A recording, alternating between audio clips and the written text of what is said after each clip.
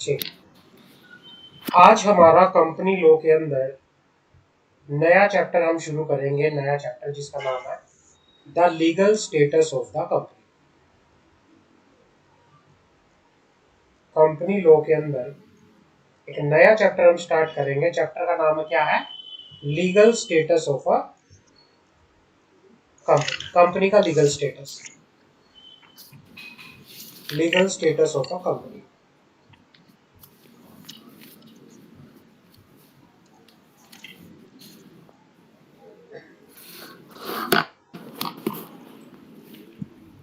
हाँ,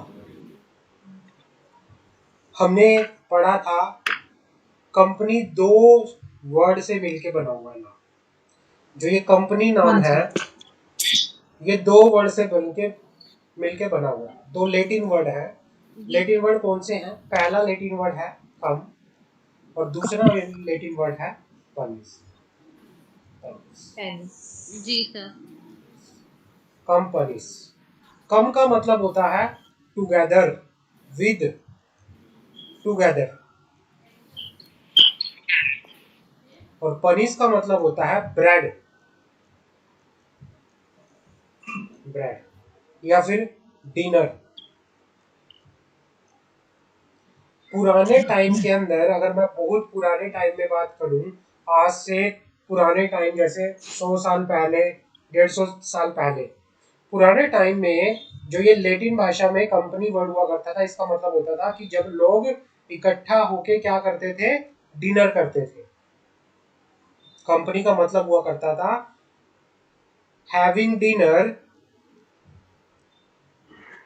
टुगेदर। जब लोग एक साथ इकट्ठा होके डिनर करते थे।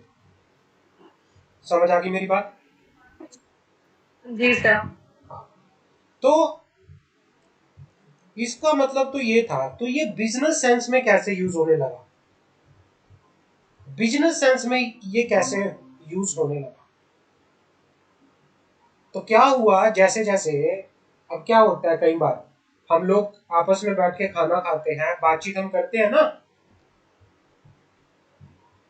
जी सर। चाहे हम घर में हो तो घर की बातें होती हैं।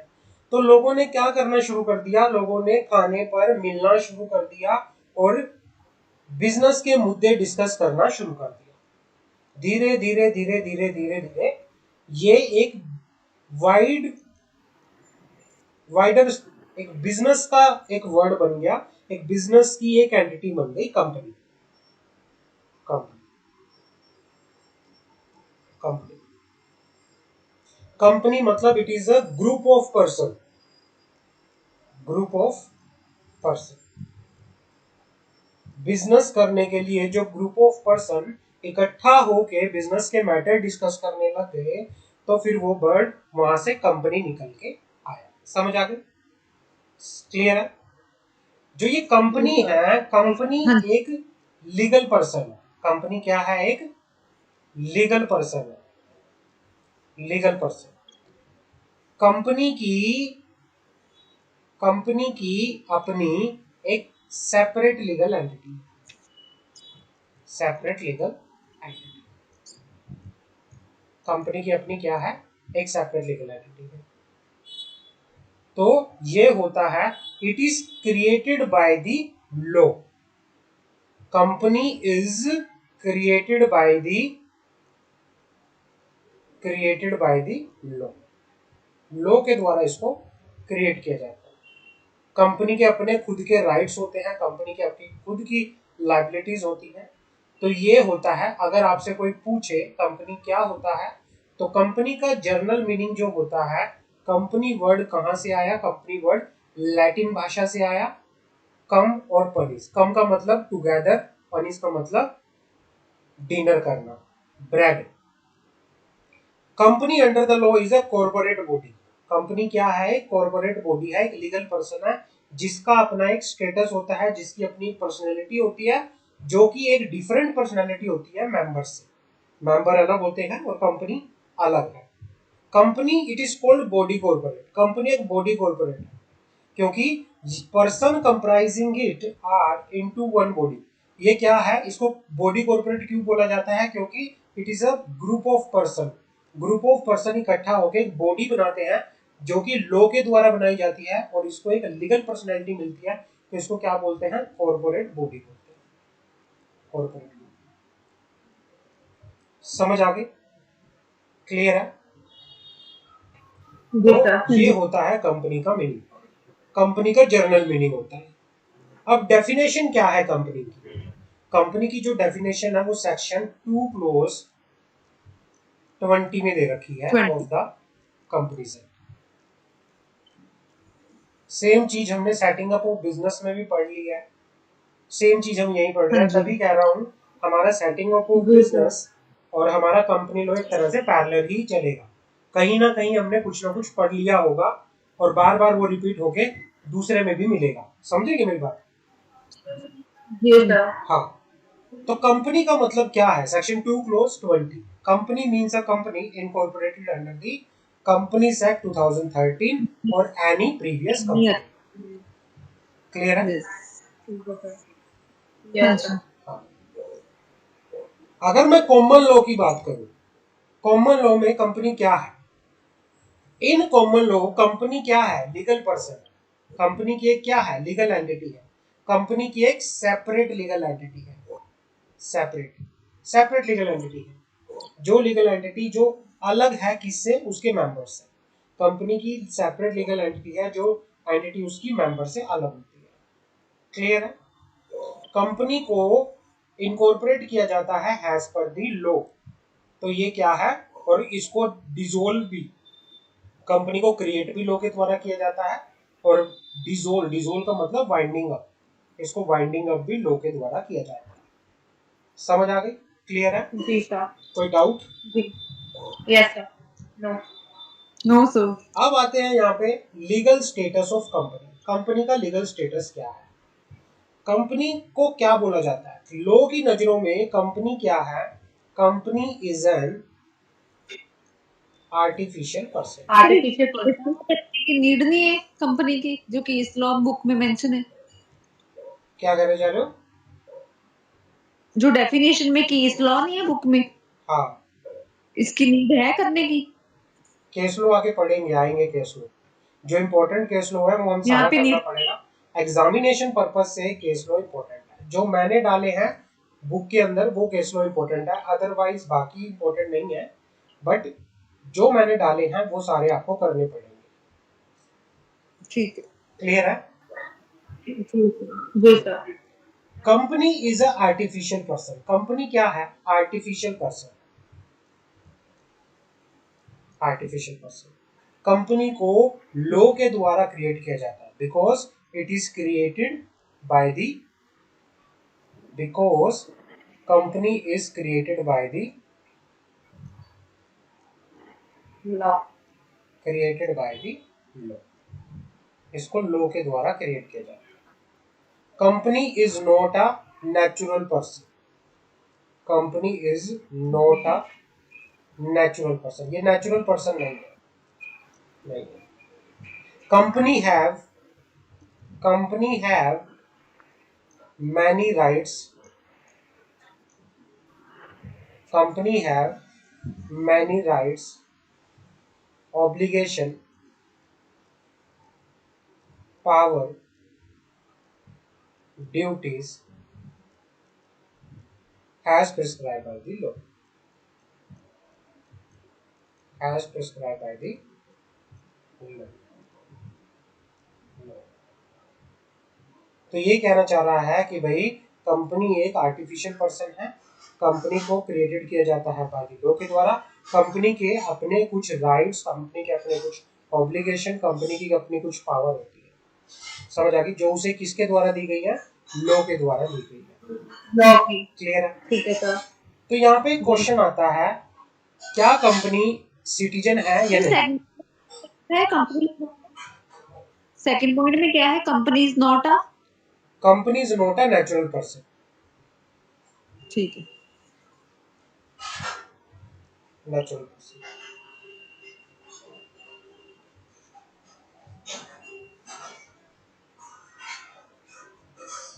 आगे लिखो, company can do every function every person has a natural person can do, has a natural person can do. एक कंपनी जो है वो क्या कर सकती है, company can do a every function as a natural person can do. सिर्फ company कौन से काम नहीं कर सकती, कंपनी किसी से शादी नहीं कर सकती, कंपनी कैन नॉट मैरी और डाइवोर्स। कौन से काम, एक्सेप्ट सम फंक्शन। कौन से function, like company can not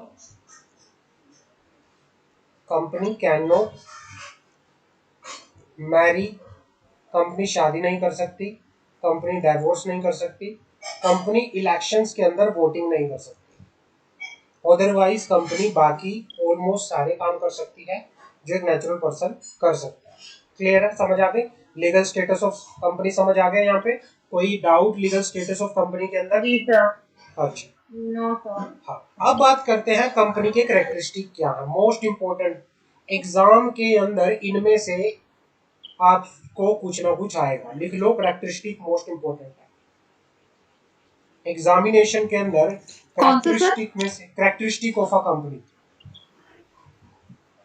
ठीक है, कैरेक्टरिस्टिक्स, ठीक है। कोई भी एक कैरेक्टरिस्टिक आ सकता है जो सारे एक्सप्लेन करने के लिए? एक पूछा जा सकता है, केस लो पूछा जा सकता है, कोई भी किसी में से कुछ भी पूछा जा सकता है। समझ आ गई? तो आपको एक एक चीज ध्यान से सुननी है। हाँ, एक एक चीज ध्यान से सुननी है और बड़ा अच्छे से समझना है एक एक चीज को। कंपनी के फीचर्स क्या क्या होते हैं, फीचर कह लो या कैरेक्टरिस्टिक कह लो। ट्रेड्स। पहला कैरेक्टरिस्टिक होता है कॉर्पोरेट पर्सनालिटी। इसका कोई बता सकता है मुझे कुछ? कि कंपनी की personality persons and share holders से क्या है, डिफरेंट होती है, अपनी एक पर्सनालिटी। कंपनी की एक अपनी खुद की पर्सनालिटी होती है, कंपनी की एक सेपरेट लीगल एंटिटी होती है, दूसरा फीचर क्या है, परपेचुअल सक्सेशन, मतलब हमेशा चलती रहती है, कोई मरे जिए।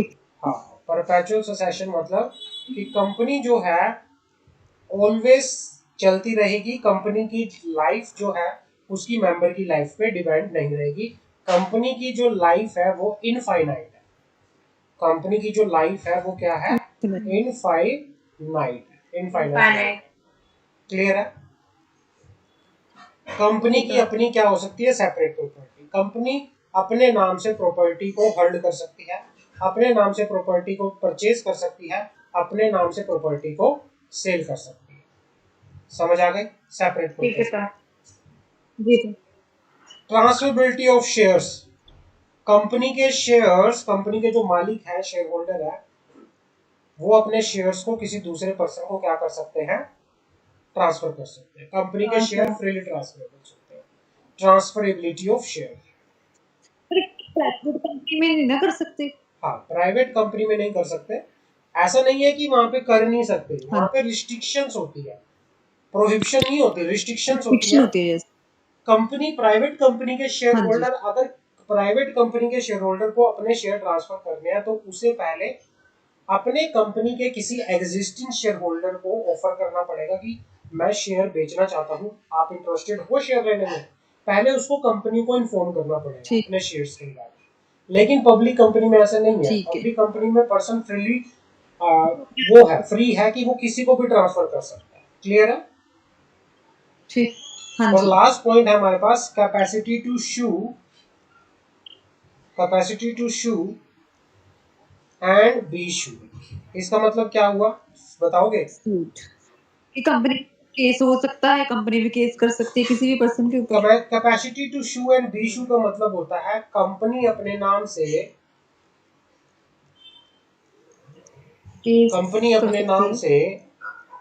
किसी भी पर्सन के अगेंस्ट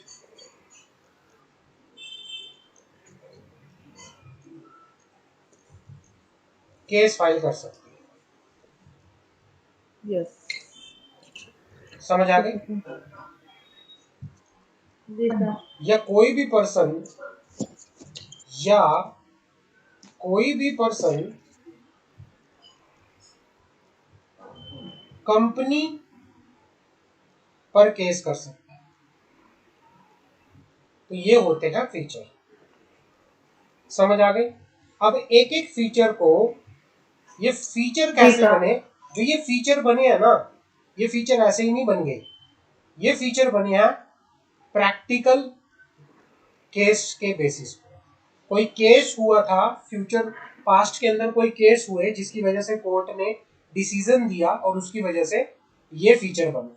सबसे पहला हम उठाते हैं corporate personality. Corporate personality company की अपनी क्या होती है? कॉर्पोरेट पर्सनैलिटी होती है। बात करते हैं, चलो। It bear it is own name and act there under. Company का अपना खुद का क्या होता है? नाम होता है। कंपनी खुद के नाम से क्या कर सकती है? काम कर सकती है। It is assets are separated and different from those of member. Company की जो एसेट्स होती है, कंपनी की प्रॉपर्टी, कंपनी की लैंड, जो भी है कंपनी की एसेट, उसके मेंबर से अलग होती है। कंपनी जो है, it is different person from the member, composite. मतलब कंपनी के मेंबर, कंपनी और कंपनी के मेंबर क्या होते हैं? डिफरेंट होते हैं। It can incur debt, borrow money, have a bank account, employ people, enter into contract and can sue and be sued. Company क्या कर सकती है? डेट ले सकती है, पैसा बोरो कर सकती है, अपना खुद का बैंक अकाउंट ओपन कर सकती है। कंपनी अपने नाम से अपने अंडर एम्प्लॉय को रख सकती है, किसी के साथ कॉन्ट्रैक्ट कर सकती है, किसी के खिलाफ केस कर सकती है। और कंपनी की अपनी क्या होती है? It is capable of owning property. Company अपने नाम से प्रॉपर्टी को होल्ड कर सकती है, ओन कर सकती है। प्रॉपर्टी की खुद की अपनी प्रॉपर्टी हो सकती है, कंपनी की खुद की अपनी क्या हो सकती है? प्रॉपर्टी हो सकती है। समझ आ गया? कॉर्पोरेट कॉर्पोरेट पर्सनालिटी की वैसे समझ आ गई क्या होती है कॉर्पोरेट पर्सनालिटी? अब बात करते हैं केस लॉ की। मोस्ट इंपोर्टेंट लिख लो, most important for the purpose of exam. Most important for the purpose of exam. Case law का नाम है the case of Salomon versus Salomon and company limited. Sir इसको तो हमने किया था। हाँ, सोलोमन, इसको हमने किया था ना? सुलेमोन और इस सुलेमोन केस को मुझे याद नहीं है, कहीं हाँ और जी। मुझे ध्यान नहीं, लेकिन शायद आपने अभी तक मैंने शायद करवाया हो, नहीं करवाया, आई डोंट नो। चलो करते हैं शुरू। रेलेवेंट केस लॉ का नाम है, हाँ, Salomon versus Salomon and company limited. Case law के बारे में मैं बता देना चाहता हूँ क्या केस लॉ है।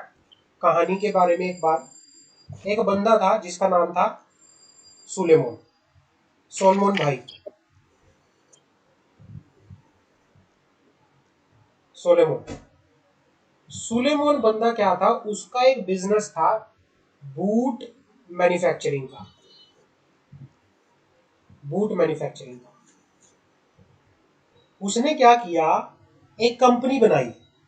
उसने क्या किया? कंपनी बनाई। कंपनी का नाम था Salomon Salomon and company limited, Salomon and company limited. और इस कंपनी में कौन कौन थे? सुलेमोन था, सुलेमोन की वाइफ थी, और सुलेमोन के बच्चे थे। उसके क्या थे? चार बेटे थे। यहां तक समझ आ गई कहानी क्या बता रहा हूं मैं? सुलेमोन का बूट मैन्युफैक्चरिंग का बिजनेस था और उसने एक कंपनी बनाई जिसके अंदर कौन कौन थे? सुलेमोन थे, उसकी वाइफ थी और 4 बच्चे थे। क्लियर है? ठीक है सर। जिसको क्या हुआ, हर एक ने क्या किया? एक एक शेयर, हर एक के पास एक एक शेयर। ये कंपनी के क्या थे? क्या बन गए ये कंपनी के? ये कंपनी के बन गए मेंबर। मेंबर बन गए या शेयर होल्डर बन गए? मेंबर। Share holder. यहाँ तक क्लियर है? जी सर। हाँ। अब क्या हुआ, अब बात करते हैं। और साथ ही साथ क्या था, सुलेमान साथ ही साथ मैनेजिंग एमडी भी था कंपनी का। सुलेमान साथ के साथ, सुलेमान कंपनी का क्या था, एमडी भी था कंपनी का।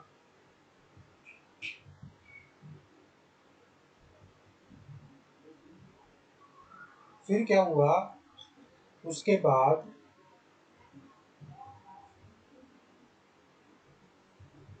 हाँ, तो उसके बाद क्या हुआ, कंपनी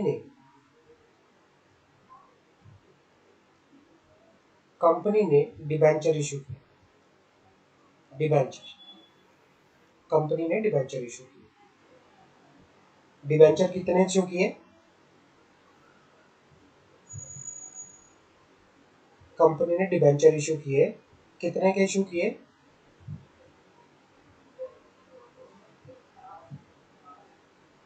इतने रुपए के डिबेंचर इशू किए, सिक्योर्ड डिबेंचर, सिक्योर्ड डिबेंचर्स।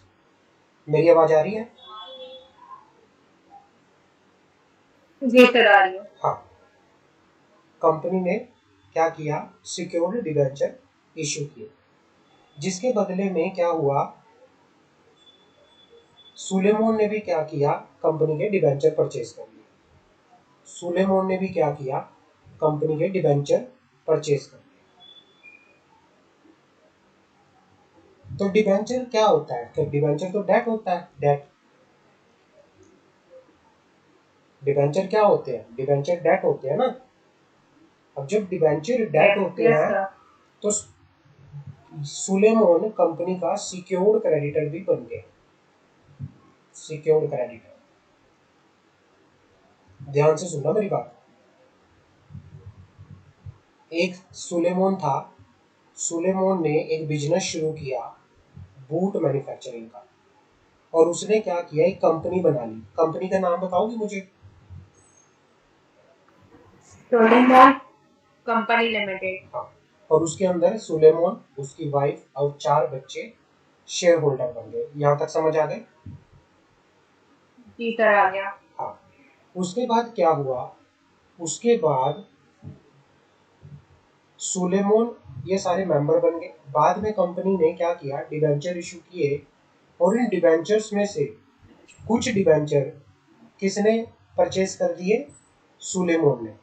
तो सुलेमान क्या बन गया, डिबेंचर होल्डर बन गया, जिससे सुलेमान कंपनी का सिक्योर्ड क्रेडिटर भी, सिक्योर क्रेडिटर, सिक्योर्ड क्रेडिटर का, सिक्योर्ड क्रेडिटर।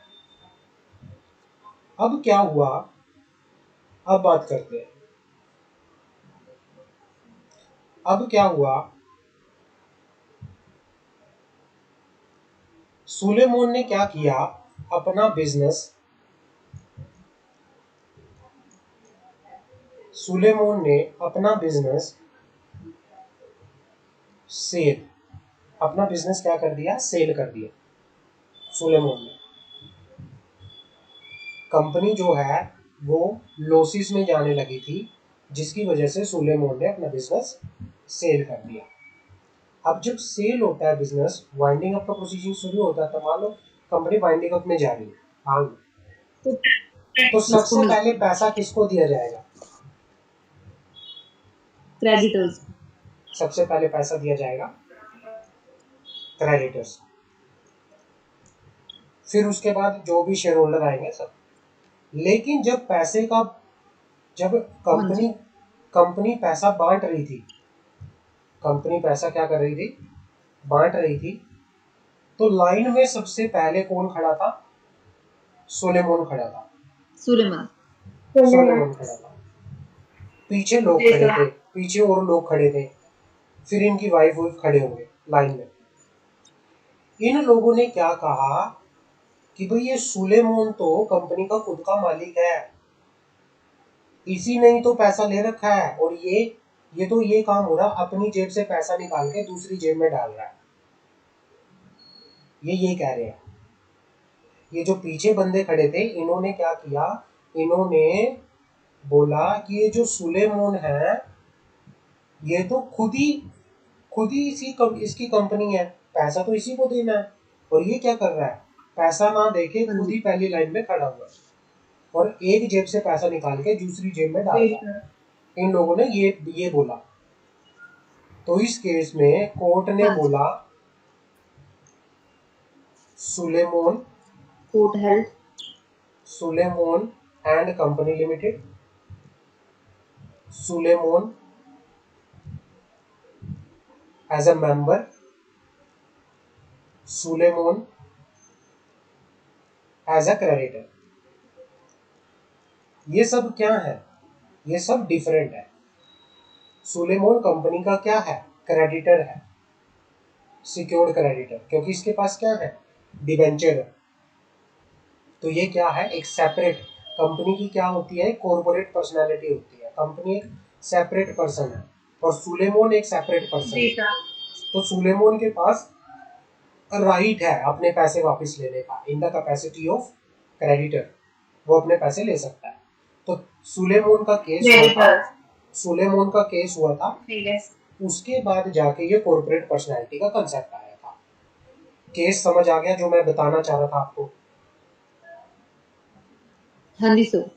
चलो अब मैं पूरा केस लो पढ़ाता हूँ जी आपको। सर, आ गया। हाँ, तो तो सर पूरा जो केस लो। सुलेमान कर रहा था वो सही था? क्या कह रहे हो? सर जो सुलेमान कर रहा था कि एक साइड से लेके दूसरी जेब में डाल रहा था पैसा अपना, तो वो सही था? वो तो सही था, क्योंकि देखो क्या है, अब मैं आपका एग्जांपल लेता हूँ। मंशा जी थी, सर। मंशा जी सर। मंशा ने, मान लो कोई बिजनेस था मंशा का, मंशा ने क्या किया,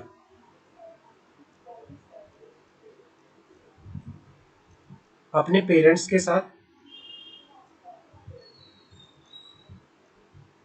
सिबलिंग के साथ मिलके बिजनेस शुरू किया, जिसमें जी सर। जिसमें मंशा के पास एक शेयर, इसकी मम्मी के पास भी एक शेयर, पापा के पास एक शेयर और सिबलिंग के पास भी एक एक शेयर आया। अब ये सब क्या बन गए, ये मेंबर बन गए, ठीक है सर। कंपनी बना ली, मेंबर बन शेयर गए, होल्डर मेंबर बन गए। जी मेंबर सर। बन गया, ये बन गया शेयर होल्डर। कंपनीज एक्ट क्या कहता है, कंपनी, मान लो मंशा एंड कंपनी लिमिटेड आपने बना ली, मंशा एंड कंपनी जी लिमिटेड, सर।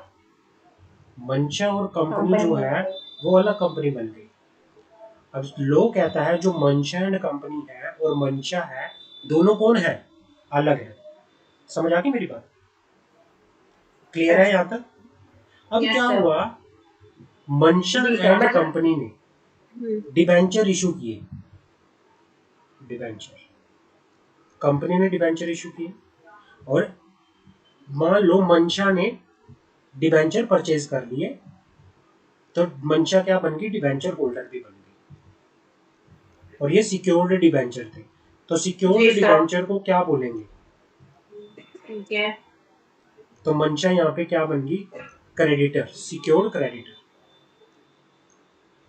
सिक्योर्ड जी क्रेडिटर। सर, सिक्योर है।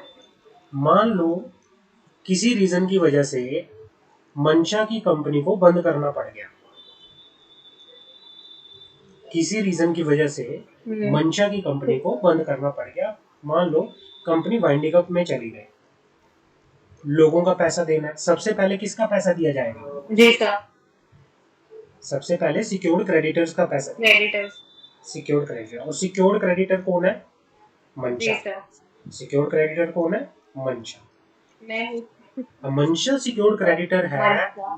तो as per the law company its member or creditors some are the different person, company की अपनी क्या है, एक सेपरेट लीगल एंटिटी है, सब कौन है, डिफरेंट है। जी सर। तो मंशा के पास यहाँ पर राइट है अपने ठीक है। पैसे को लेने का, है in the capacity of secured creditor. समझ आ गई? क्लियर है केस लो? तो एक जी बार सर। पूरा डीपली मैं पढ़ा यस देता हूँ, आपको ज्यादा अंडरस्टैंडिंग होगी। एग्जैक्ट केस लो क्या था, हम उसकी बात कर लेते हैं, ठीक है ना। एक बार एग्जैक्ट केस लो जी क्या सर, था, अब ठीक है बात सर। कर लेते हैं। चलो पढ़ते हैं केस लो के बारे सर में। एग्जैक्ट जो केस था फिर इसमें अमाउंट की बात करनी पड़ेगी हमें। एग्जैक्ट एग्जैक्ट बताना पड़ेगा, एग्जैक्ट बताना पड़ेगा, क्योंकि ये प्रैक्टिकल केस लो है, ये कोई एग्जांपल नहीं है। एग्जैक्ट हाँ, ये प्रैक्टिकल है, जो एक्चुअल में रियल लाइफ में हुआ था। ठीक 1897 का है। केस लो है, ये रियल लाइफ में हुआ था, ठीक है। ये कंसेप्ट। ठीक है। ये जो सुलेमान है, ये एक्चुअल में ये एक बंदा था, ठीक है ना। हाँ, ठीक है। पढ़ते हैं। हाँ जी। In the case of Suleiman had carried on a prosperous business as a leather merchant and boot manufacturer. उसने क्या किया? He formed a limited company consisting of his wife, his daughter, his four sons. मतलब उसके business में वो, उसकी wife, उसकी daughter और उसके 4 बेटे थे। हैज शेयर होल्डर, वो क्या थे? शेयर होल्डर थे। साथ के साथ लिखते चलते हैं, आप नोट करते रहना साथ के साथ। सुलेमान ने एक कंपनी बनाई, चार्ट बनाते रहना साथ के साथ, ताकि आपको समझ आ जाए। उसमें सुलेमान, वाइफ, डॉटर और 4 सन, सबके पास एक एक शेयर आए, तो ये शेयर होल्डर बन गए। समझ आ गई? Has the all of whom subscribe one share, हर एक को कितना शेयर मिला? एक एक शेयर मिला, एक एक शेयर मिला। और for each share, so that the actual cash paid as capital was 7 pound, 7 pound। एक एक उसके लिए उन्होंने कितना पाउंड दिया? 7 पाउंड। एक शेयर के लिए उन्होंने कितना पाउंड दिया? 7 पाउंड। समझ आ गई? 7 हाँ, 7 पाउंड दिया। जी सर। ये शेयर होल्डर बन गए। Salomon sold is business, Salomon ने क्या किया? अपने बिजनेस को सेल कर दिया to the company form by him for a sum of rupees. Salomon ने क्या किया? सुलेमान ने अपने बिजनेस को सेल कर दिया, बिजनेस को क्या कर दिया? सेल कर दिया। कितने रुपए में सेल किया?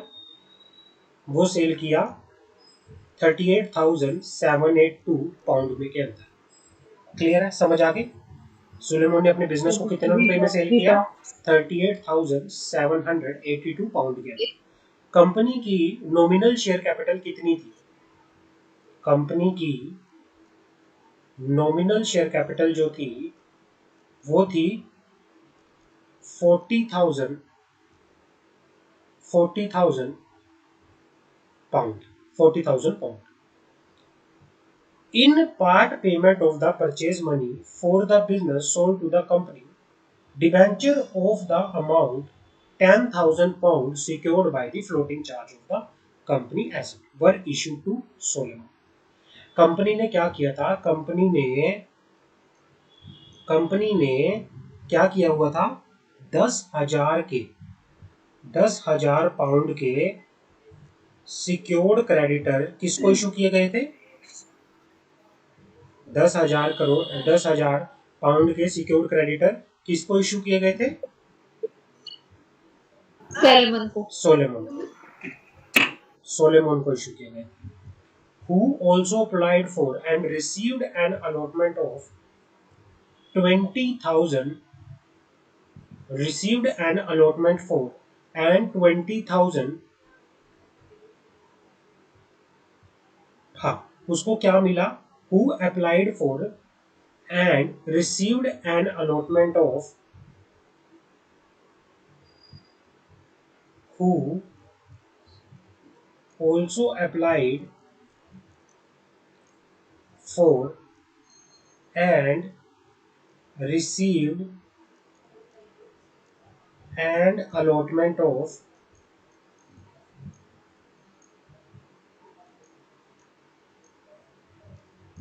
20,000 पाउंड के शेयर भी मिले थे उसको। नहीं, 20,000 शेयर्स कंपनी ने 20,000 शेयर भी क्या किए थे, अलॉट किए थे। किसको अलॉटमेंट किए थे? सुलेमान। मतलब सुलेमान को क्या क्या अलॉटमेंट हुई थी?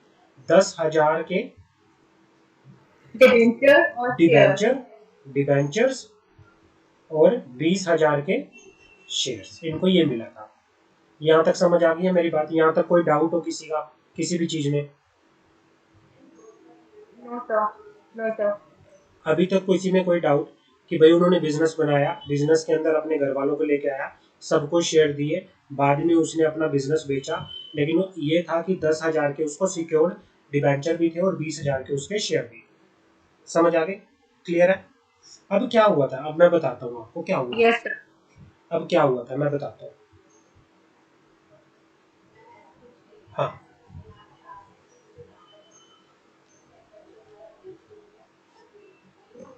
द रिमेनिंग अमाउंट ऑफ, हाँ,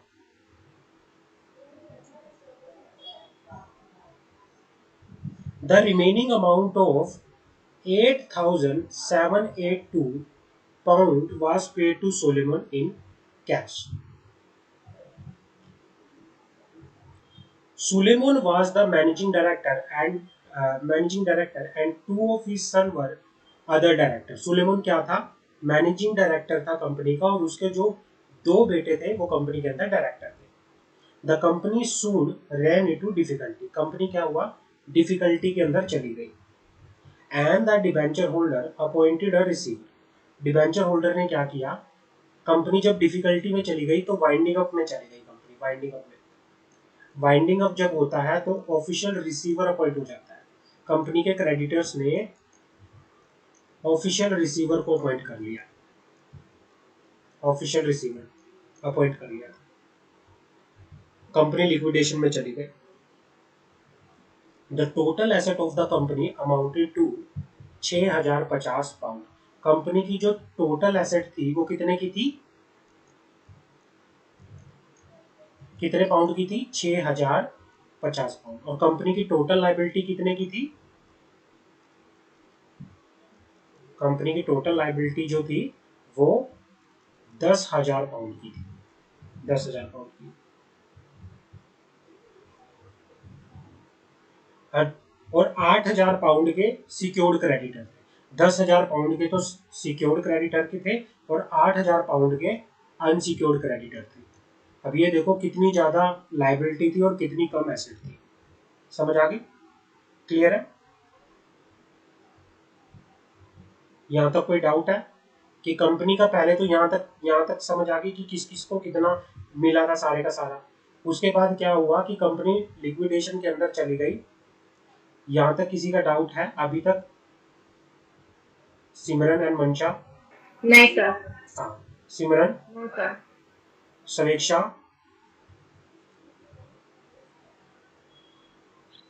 हाँ जी, क्लियर है। हाँ। भाई देखो कंपनी, सर 8,000 के अनसिक्योर्ड थे। हाँ, क्या हुआ? सर 8,000 के अनसिक्योर्ड डिबेंचर थे।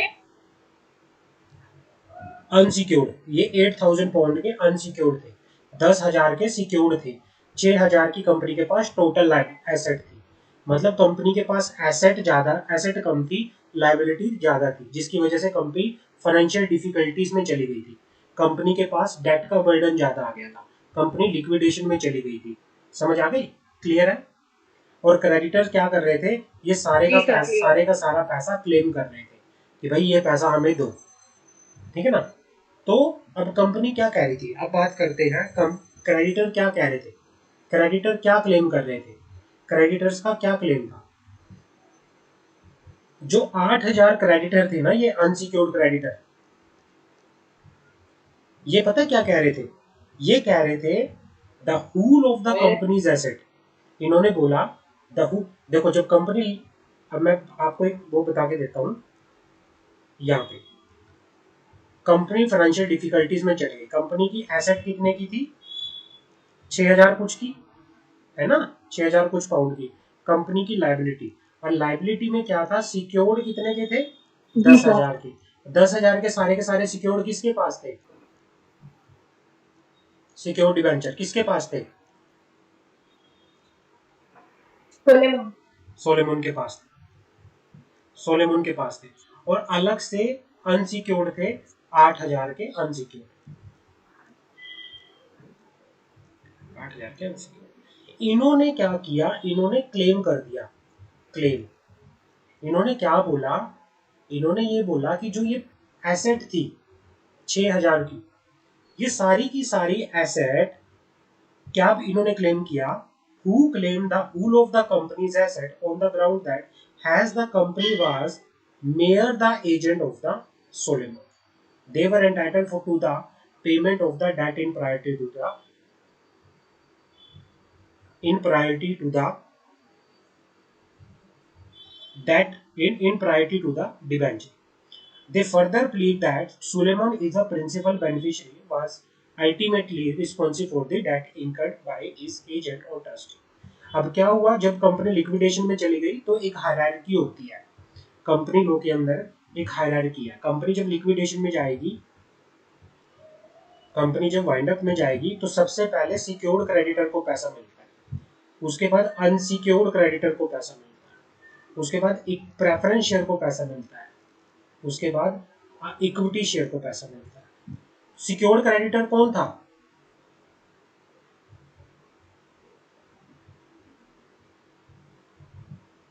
सर सोलेमन था सिक्योर सोलेमन क्रेडिटर। था, सोलेमन था। और जो ये अनसिक्योर्ड थे, अनसिक्योर्ड कितने के थे क्रेडिटर, कितने पाउंड के थे, 8,000।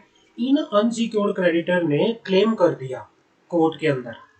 इन्होंने बोला कि सर जो ये बंदा सुलेमान है ना, और इसकी कंपनी इसकी खुद की है, ये तो कंपनी सिर्फ इसके एजेंट की तरह काम करती है, ये बंदा ही खुद पैसे आगे लेने में खड़ा है, और जबकि इसी की कंपनी है, इसी ने ही पैसा ले रखा है। सर ये तो पहले हमें पैसा मिलना चाहिए, ये सिर्फ गलत है, ये आगे क्यों खड़ा है, इसको पैसा नहीं मिलना चाहिए, ये तो कंपनी इसी की कंपनी है, एजेंट की तरह ये काम करती है इसके। तो कोर्ट ने क्या बोला, पूरा केस लो समझ आ गया मैं क्या समझाना चाह रहा था आपको? जी आगे। जी सर। तो कोर्ट ने बोला, कोर्ट ने क्या कहा, company is a different person altogether from the subscriber of the memorandum. Company जो है सब्सक्राइबर ऑफ द मेमोरेंडम का मतलब होता है फर्स्ट शेयर होल्डर होता है company, first member.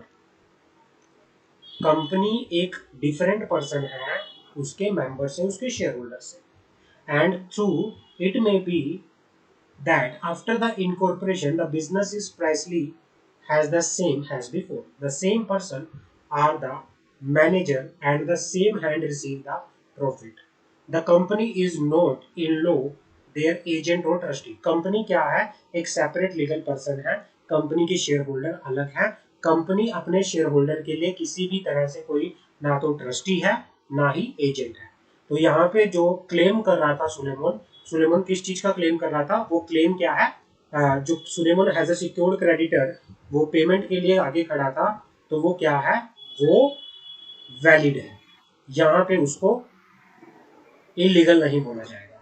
Just because of that यहाँ पे सेपरेट कॉर्पोरेट एंटिटी का, कॉर्पोरेट पर्सनैलिटी का क्या है, फीचर। समझ आ गई मेरी बात? कोई डाउट यहाँ तक? सुलेमान और सुलेमान का केस, जिसको कोई डाउट हो मुझसे पूछो, सुलेमान वर्सेस सुलेमान का केस।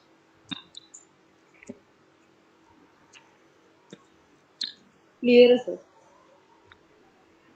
क्लियर है? कोई डाउट? यस सर क्लियर है। नो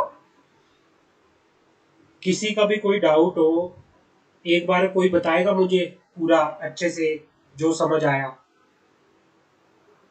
वे क्या था केस लो, किस तरह से केस लो था।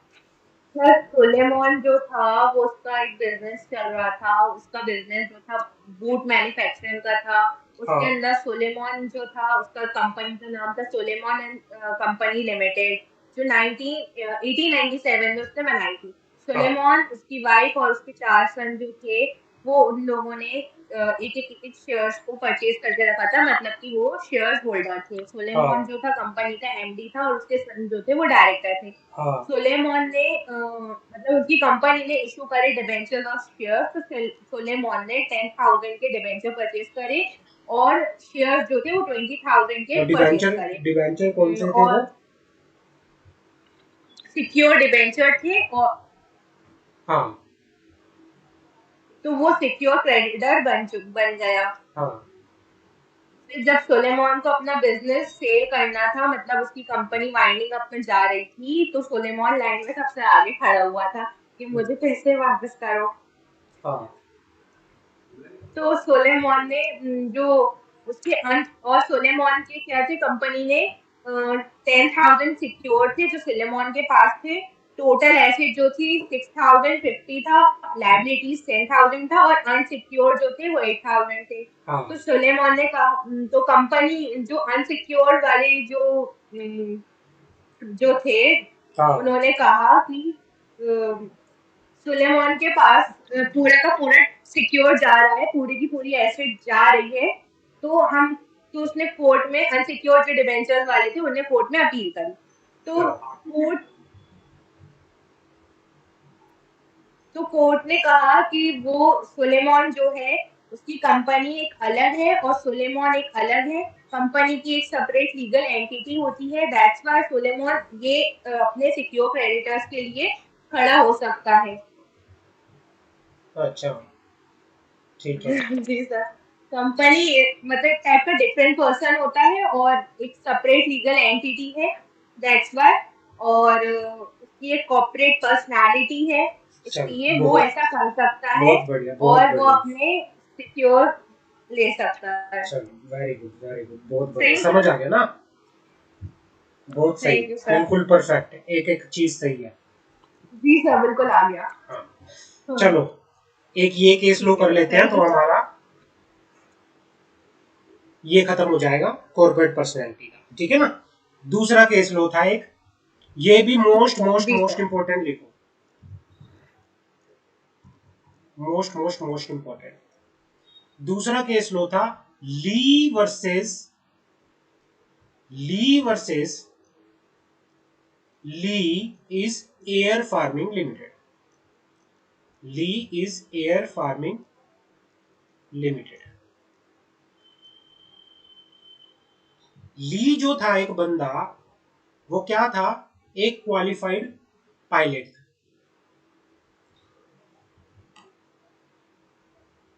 ली जो था एक क्वालिफाइड पायलट था और अपनी एक कंपनी के अंदर शेयर होल्डर भी था। एक कंपनी, जिस कंपनी में वो वर्किंग था उस कंपनी के अंदर वो शेयर होल्डर भी था। समझ आ गई मेरी बात यहां तक। ली एक पायलट था जी सर। और जिस कंपनी के अंदर वो वर्किंग था उसी कंपनी के अंदर वो शेयर होल्डर भी था। वो एक काम कर रहा था एज अ मैनेजिंग डायरेक्टर, उस कंपनी में वो मैनेजिंग डायरेक्टर था, ठीक है ना। और वो अपने आप को आर्टिकल ऑफ एसोसिएशन के अंदर अपने आप को उसने चीफ पायलट भी बना रखा था, और जिसमें वो क्या देता था, अपने आप को सैलरी भी देता था। समझ आ गई। ली जो था, जी सर। ली ली एक कंपनी थी, ली सर इसको एयर। बना सकते हो हाँ जी, क्या हुआ। आप, चैट में भर दो तो ज्यादा क्लियर होता है। बता दूं, समझाऊं अच्छे से। यस, हाँ में बनाकर। चलो बताता हूं। एक बंदा था, लिखो, एक बंदा था ली। ली ली क्या था, वो पायलट था, पायलट। और कौन सी कंपनी के अंदर वो पायलट था, उसका नाम था ली एयर फार्मिंग लिमिटेड। एयरफोन। Air farming limited. उसने क्या कर रखा था, इस कंपनी के अंदर वो शेयर होल्डर भी था, प्लस इस कंपनी के अंदर वो मैनेजिंग डायरेक्टर भी था। और उसने क्या कर रखा था, आर्टिकल के अंदर अपने आप को एज अ चीफ पायलट बना रखा था। चीफ पायलट कंपनी के आर्टिकल ऑफ एसोसिएशन में। और मैनेजिंग डायरेक्टर कैपेसिटी के अंदर वो क्या कर रहा था, सैलरी भी ले रहा था, इसको चीफ पायलट को सैलरी भी दे रहा था, सैलरी भी। अब क्या हुआ, कोई वॉर चल, मतलब एयर क्रैश के अंदर जब वो तो वो खुद ही चीफ पायलट था ना? हाँ, वही खुद चीफ पायलट था, मतलब वही शेयर होल्डर था, वही एमडी था, वही चीफ खुद ही पायलट को था। सैलरी दे रहा था। हाँ जी, तो उसका वो खुद ही को सैलरी दे रहा था। हाँ हाँ, वो खुद ही को, मतलब वो चीफ पायलट था तो वो खुद ही को सैलरी दे रहा था। हाँ हाँ हाँ हाँ, वो खुद ही को सैलरी देता। मैनेजिंग डायरेक्टर अलग कैपेसिटी में बना हुआ था, वो चीफ पायलट अलग as a employee of the company, और शेयर होल्डर अलग था, ठीक है ना, अलग अलग रोल में था वो। तो क्या हुआ, वो मर गया, जी सर। एयर प्लेन क्रैश हो गया, और जिसकी वजह से उसकी डेथ हो गई जब वो काम पे था। अब क्या हुआ, जो उसकी वाइफ थी, विडो, जो उसकी विधवा वाइफ थी, उसने कंपनसेशन के लिए, उसकी डेथ हुई, उसकी डेथ की कंपनसेशन के लिए क्या किया, क्लेम किया कि भाई ये बंदा मेरा हस्बैंड यहाँ पे एम्प्लॉय था और इसकी ड्यूरिंग द एम्प्लॉयमेंट डेथ हुई है, मुझे कंपनसेशन दीजिए। The company oppose the claim on the ground that Lee was not a worker, as the same person could not be the employer and the employee. Company ने क्या बोला कि जो ली था, ली कंपनी का कोई वर्कर नहीं था। ली क्योंकि एज ए एक टाइम पे एक पर्सन ना तो एम्प्लॉयर हो सकता ना एम्प्लॉय हो सकता, क्योंकि वो एज ए एमडी भी था। एमडी, एमडी मतलब एम्प्लॉयर, और एक टाइम पे वो क्या था, पायलट भी था, मतलब एम्प्लॉय भी था। तो एक टाइम पे एक पर्सन खुद एम्प्लॉयर एम्प्लॉय नहीं हो सकता, तो उसने मना कर दिया। उसकी विडो ने, उसकी विधवा ने क्या किया, कोर्ट के अंदर केस कर दिया। क्या बोला गया, काउंसिल ने क्या बोला, कोर्ट ने क्या बोला, the privacy council held that Lee and his company were different legal person.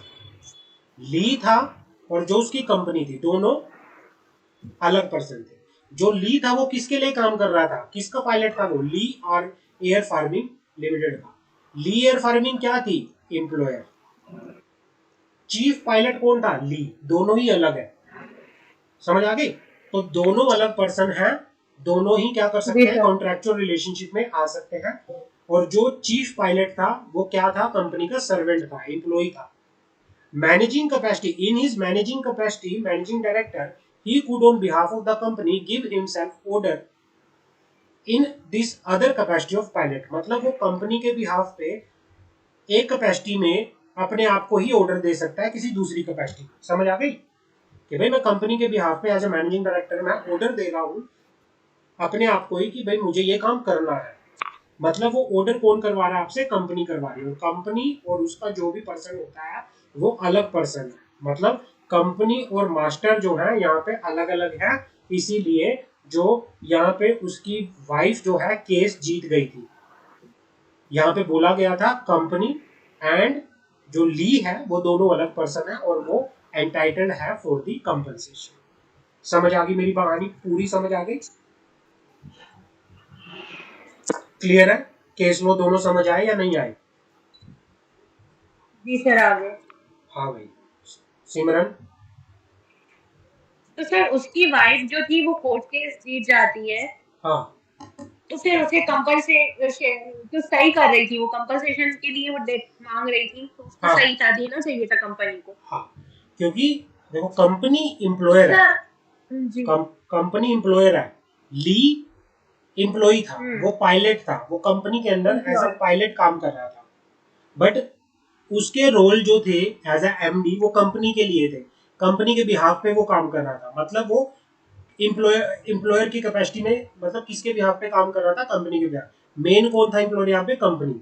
तो यहाँ पे कंपनी और ली दोनों अलग अलग है, इसीलिए उसकी वाइफ एंटाइटल हो गई कि भाई इस बंदे को क्या मिलना चाहिए, कंपनसेशन मिलना चाहिए, क्योंकि company is a separate legal person. Sir उसकी सभी की सभी कंपनसेशन मिली थी, as a managing director, as a pilot, as a shareholder, सभी की कंपनसेशन मिली थी इसको। मेन तो कंपनसेशन उसने अपने जो एज ए एम्प्लॉय उसकी डेथ हुई थी ना, मैनेजिंग डायरेक्टर के रिगार्डिंग तो उसकी अलग चीजें होंगी, वो तो अलग चीजें थी। बट एज अ एम्प्लॉय की जो डेथ हो जाना, एम्प्लॉय की डेथ के लिए जो कंपनसेशन था, उसके लिए उसने कंपनसेशन डाला था कि भाई मेरे हस्बैंड की जो डेथ हुई है वो ड्यूरिंग एम्प्लॉयमेंट हुई है, वो कंपनी का एम्प्लॉय था और उसकी डेथ हो गई एयरप्लेन क्रैश होने की वजह से, और उसको कंपनसेशन मिलना चाहिए as per workman compensation act. के तहत उसको क्या मिलना चाहिए, कंपनसेशन मिलना चाहिए। तो उस वजह से उसने कंपनसेशन डाला था, और वो जो बाद में जीत भी गई उसको कंपनसेशन में मिला। किस बेसिस पे कि कंपनी और उसके जो एम्प्लॉई हैं, कंपनी की अपनी पर्सनैलिटी है और जो दूसरे पर्सन है उनकी अपनी पर्सनैलिटी है, चाहे वो कंपनी का एमडी हो, चाहे वो कंपनी का शेयर होल्डर हो, चाहे वो कंपनी का, सबके रोल अलग अलग कैपेसिटी के हैं। समझ आ गई मेरी बात? इन केस वो क्या है, इन केस अगर हम अज्यूम करें वो वर्कर ना होता, सिर्फ एमडी ही होता, फिर उसको क्लेम मिलता? हाँ, क्लेम क्यों नहीं मिलता है? आप पढ़ोगे, आप अगर किसी ऐसे on the spot managing director कौन होता है कि भाई बेसिकली जो मैनेज करता है, जिसके पास मैनेजिंग कैपेसिटी भी होती है, एम्प्लॉय भी हो सकता है वो कंपनी का, एज एमडी एम्प्लॉय भी हो सकता है कंपनी का, या फिर वो प्रॉपरली उसको भी, उसके भी कंपनसेशन के अलग से प्रोविजन है। हाँ जी, कंपनी ने उसका क्लेम, जब उसकी वाइफ ने हाँ जी, क्लेम किया था तो कंपनी ने रिजेक्ट क्यों किया था? वो तो देना ही कंपनी चाहिए देखो, था। कंपनी तो इसलिए रिजेक्ट कर दिया क्योंकि उस टाइम, अब हो सकता है कंपनी के पास इतनी नॉलेज ना हो, कंपनी ने शायद इसलिए रिजेक्ट कर दिया होगा कि भाई, क्योंकि उनको क्या था, उनको तो पैसा देना पड़ रहा था ना भारी। अब जिसको पैसा देना पड़ रहा है वो तो मना ही करेगा कि भाई नहीं, ऐसे नहीं होता। अब वो एमडी था, कंपनी के बिहाफ पे काम करता था, वो एम्प्लॉय कैसे हो सकता है, वो तो एम्प्लॉयर था, वो तो ऑनर ही ली। हुआ। हाँ, तो वो तो जब ये था तो एक टाइम पे एक बंदा एम्प्लॉय कैसे हो सकता है? तब कोर्ट ने डिसाइड किया, जो ली था वो कंपनी के लिए काम करता था, कंपनी एक अलग पर्सन है, ली एक अलग पर्सन था, दोनों अलग थे, दोनों के रोल रिस्पॉन्सिबिलिटी अलग थे, इसीलिए दोनों का अलग होने की वजह से ली जो है, ली की वाइफ एंटाइटल्ड है फॉर द कंपनसेशन। क्लियर है यहाँ तक? समझ आ गई? हाँ जी, जी सर। हाँ जी। चलो ठीक है, हम जीआईजीएल की क्लास शुरू करते हैं। आज का इतना ही करेंगे हम इसमें। दोनों केस लो समझ आ गए ठीक है सर। प्रॉपरली, इनको पढ़ना अच्छे से, जी सो सर। दैट कि आपको समझ आ जाए पूरा अच्छे से प्रॉपरली, ठीक है ना? तो जैसे इसमें 3 केस लॉ हैं, तीनों करने पड़ेंगे हमें? इसमें मैंने आपको जितने मैंने डलवाए हैं वो इम्पोर्टेंट है।